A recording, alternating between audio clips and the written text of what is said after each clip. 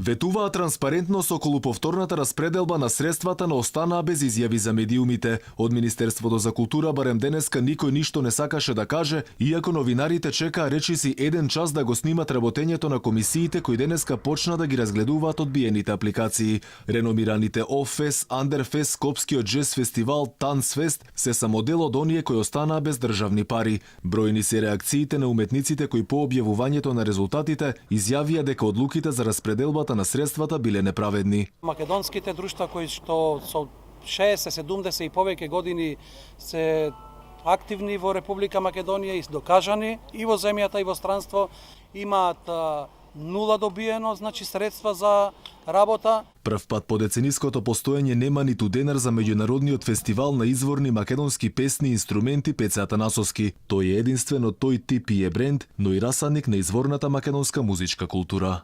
Од Министерството за култура добивме 0 денари средства. Тоа е нешто странно и мислам дека со ова одлука се носи се девалвира фестивалот.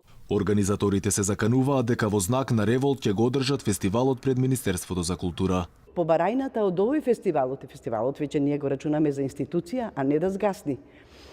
Големи се придобивките за да го одржиме, да се задржат сите изворни инструменти и песни од цела Македонија, а секако дека беше и меѓународен фестивал, секогаш имаме и странски групи. Против недомаќинското трошење пари се крена и низа македонски уметници, организатори на фестивали и културни дејци. Со реакција се јави и најстарото Сдружение на историчари на Македонија. Вела дека нема ниту денар за македонската историја, а имало 123.000 за албанските историчари. Минатогодишната причина за неодобрените средства беше дека списанието историја не представува национален приоритет.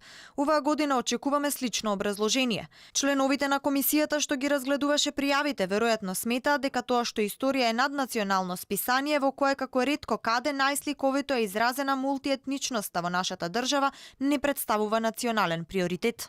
Проблематична е распределбата и за парите на институциите кои се под директна капа на државата. Ансамблот за народни игри и песни Танец добил нешто помалку од 1,5 милиони денари, а новиот ансамбл на албански народни песни и ора околу 5 милиони. По низата реакција, министерот Асаф Адеми најави дека сите проекти за кои има сомнеш ќе бидат отворени пред јавноста и повторно ќе се анализираат. Тој вели дека ова не било причина за да си поднесе оставка.